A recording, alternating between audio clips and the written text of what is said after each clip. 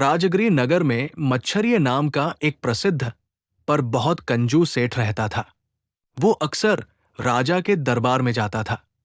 रास्ते में उसे बहुत से लोग तरह तरह के स्वादिष्ट भोजन करते और आनंद लेते दिखते थे।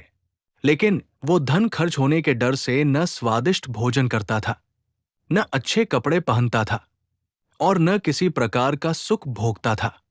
उसके मन में कई बार सुख भोगने की इच्छा होती, परंतु वो अपने मन को रोक लेता था। एक दिन उसने कुछ लोगों को मीठी पिट्ठी से भरी स्वादिष्ट पूरियां खाते देखा। उन पूरियों से बहुत अच्छी सुगंध आ रही थी। सेठ की भी वैसी ही पूरियां खाने की इच्छा हुई, पर पैसे खर्च करने पड़ेंगे, ये सोचकर वो उदास मन से घर आकर पलंग पर लेट गया। सेठानी ने उसे उदास देखकर पूछा, क्यों जी, तबीयत ठीक नहीं है क्या? सेठ ने कहा, नहीं, मैं बिल्कुल ठीक हूं। सेठानी ने फिर पूछा, तो क्या राजा के यहां कोई चिंता की बात हो गई है? सेठ ने कहा, नहीं, ऐसा कुछ भी नहीं हुआ। सेठानी ने पूछा, तो फिर क्या आपके मन में किसी चीज की इच्छा हुई है? सेठ कुछ नहीं बोला, वो चुपचाप लेटा रहा। सेठानी ने कहा, मुझसे मत छिपाइए, साफ साफ बताइए कि किस चीज की इच्छा हुई है, मैं उसे पूरा कर दूंगी। सेठ ने धीरे से कहा, मुझे मीठी पूरियां खाने की इच्छा है। सेठानी ने कहा, मैं अभी बना देती हूं। सेठ ने तुरंत कहा, ना ना ना, घर में बहुत से आदमी हैं, नौकर चाकर हैं, अगर उन्हें पता चला तो उन्हें भी देनी पड़ेंगी। सेठानी ने कहा, मैं दरवाजे बंद करके बना लूंगी। सेठ ने ये बात भी नहीं मानी। आखिर तय हुआ कि हवेली की सबसे ऊपर की मंजिल पर, जहां ऊपर जाने का रास्ता बंद किया जा सके, वहीं सेठानी पूरियां बनाए। सेठानी ने वैसा ही किया। सेठ ने कहा, ध्यान रखना, मेरे खाने से ज्यादा एक भी पूरी मत बनाना। सेठानी ने कहा, ठीक है, और काम में लग गई। उसी समय भगवान बुद्ध ने अपने शिष्य महामोग गलान से कहा, मेरी इच्छा है कि आज भिक्षुओं को मीठी पूरियां खिलाऊं। कंजूस मच्छरिय सेठ अपने घर की छत पर पूरियां बना रहा है, तुम अपनी शक्ति से वहां जाकर उससे पूरियां लेकर आओ। महामोग गलान वहां पहुंचे। सेठ ने आकाश में एक भिक्षु को देखा और सोचा, ये जरूर पूरी मांगेगा।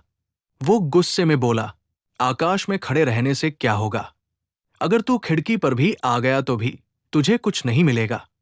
महामोग गलान खिड़की पर जाकर खड़े हो गए। सेठ और गुस्से में बोला, खिड़की पर खड़े होने से क्या? अगर तू दरवाजे की चौखट पर आ गया तब भी तुझे कुछ नहीं मिलेगा। महामोग गलान तुरंत दरवाजे पर जाकर खड़े हो गए। उसी समय पूरे घर में धुआं भर गया। सेठ को लगा कि हवेली में आग लग जाएगी। वो डर गया और बोला, देखो, ये भिक्षु तो जादू जानता है, इसे शांत करने के लिए एक छोटी सी पूरी बनाकर दे दो। सेठानी ने एक पूरी बनाई, पर सेठ को लगी कि ये बहुत बड़ी है। उसने कहा, इससे छोटी बनाओ। वो छोटी बनाती, पर उसे फिर भी बड़ी लगती। ऐसे करते करते बहुत सारी पूरियां बन गई। सेठ गुस्से में बोला, अब तो दे दो इसे, इन्हीं में से एक पूरी देकर भगा दो। सेठानी ने जब पूरियों को उठाना चाहा, तो देखा कि सारी पूरियां आपस में चिपक गई है, अलग करने पर टूटने लगती है। सेठ ने कहा, मैं कोशिश करता हूं, पर उसने बहुत जोर लगाया, फिर भी पूरियां अलग नहीं हुई। सेठ थककर बोला, अब मुझे भूख नहीं है, सारी पूरियां इस भिक्षु को दे दो। सेठानी ने टोकरा उठाया और भिक्षु के पास गई। भिक्षु ने उसे धर्म और ज्ञान की कुछ बातें समझाई। सेठ भी वो बातें सुन रहा था। जब उसे पता चला कि भगवान बुद्ध स्वयं उसकी पूरियों की प्रतीक्षा कर रहे हैं, तो उसे बहुत पछतावा हुआ। वो अपनी पत्नी सहित पूरियों का टोकरा और अन्य भोजन लेकर भगवान बुद्ध के पास पहुंचा। सभी भिक्षुओं के भोजन करने के बाद भगवान ने कहा, इस सेठ का उद्धार मोगलान ने आज पहली बार नहीं किया है, पूर्व जन्म में भी इसने ऐसा ही किया था।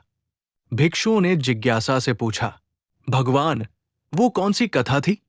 तब भगवान बुद्ध ने पूर्व जन्म की वो कथा सुनानी शुरू की।